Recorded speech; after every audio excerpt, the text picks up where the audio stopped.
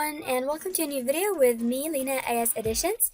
And today I'll be starting a new series concerning preppy signs, which looks something like this. This is the simplest a preppy sign could get. So I'll be teaching you how to make these ones, and from there on you'll just use your imagination to do better things, bigger things, whatever you want.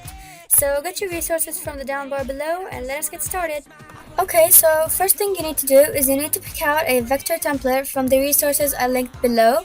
And once you pick one that you fancy, then just put it in Photoshop for us to work on. Then you're going to make a new document of 350 by 467, and you're going to move that vector to the new document, and you're going to resize it using Ctrl-T to the same size of the new document. Then you're just going to put a small brush with a color that is not going to be in your color scheme. I will get to that in a minute, but make sure it's a color that you're not going to be using. Then you're going to find a color scheme from the resources below, and you're going to define them as swatches, which is basically using the eyedropper tool. You just pick the color and go to the layer icon in the swatches. Then you can delete it. So then after that, you're going to use the magic wand tool to select a set of rays. Now make sure you leave 3 rays in between every selection, because we have 4 colors. If you pick 5 colors, then obviously leave 4 spaces. So yeah, just select them, and after you select them, then just go to the color fill and pick the first color of your color scheme.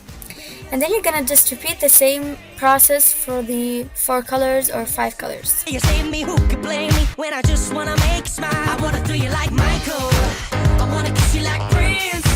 Let's get it on like Marvin Gaye, like Hathaway. Write a song for you like this. You're over my head, I'm out of my... Okay, so after all you've done all the colors, then you're just gonna go select all of the rays, all the colored rays from the original vector layer, and you're just gonna pick them all with the magic wand tool, and after you have them all selected, you're gonna go to the adjustment tool, and you're gonna pick the pattern that is 2 dots. It's gonna go on 50% and 12% opacity.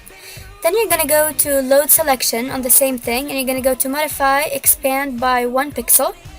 And you're going to go to the half and half circle and add a solid color of white, and it's going to go below the colored rays. Then again, you're going to go to select load selection on the white part, and you're going to again modify by 1 pixel, and you're going to add the pattern linked below. Alright, so for the next set of rays, you're going to use the magic wand tool and pick a set of rays after a certain color, and I did the rays after my purple color. So after you select them, you're going to go to the half and half circle and use a color which is E1, E1, E1. The code is on the screen. I put the wrong color first, if you noticed. So yeah, after you do that, you're going to go and define the brush linked down below, and you're going to load selection and make a new layer for the brush. Obviously you can put the brush on the same layer. You're going to pick the sparkle brush, and you're gonna pick the white color from the 2 little squares right here, and then you're just gonna put them everywhere. Try to fill as many spaces as you can, and basically that's all you need to do for these set of rays. So again, for this next set of rays, you're gonna use the magic wand tool to again select the next set of rays after the previous ones, and then you're gonna go to the half and half circle of the adjustments, and you're gonna add a color fill of the same color, and then you're gonna define a brush also linked in the description bar below, and you're gonna load selection and make a new layer, and you're gonna pick 1 color at a time, and you're just gonna apply that brush all over the rays. Like, in the first ray, second ray. Now of course this order is not, you can play with the order, you can make them random, be creative and do whatever you want, but this is how I usually do it. You can also add some textures, or I don't know, maybe drop shadow or bevel and emboss, anything you want. It's totally up to you.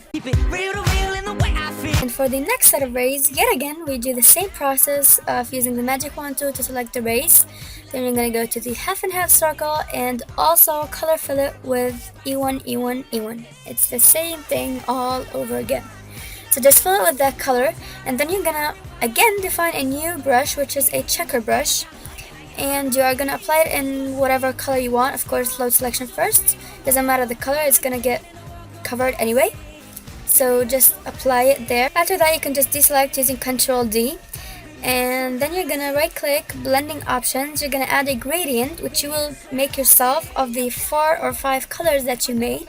So just fill that gradient out with your colors and either put it on the degree 90 or minus 90. So then once you add the gradient, then just merge them and go to filter, noise, add noise. Make sure it's on 37%, uniform and monochromatic. Alright? And that's it for this set of rays.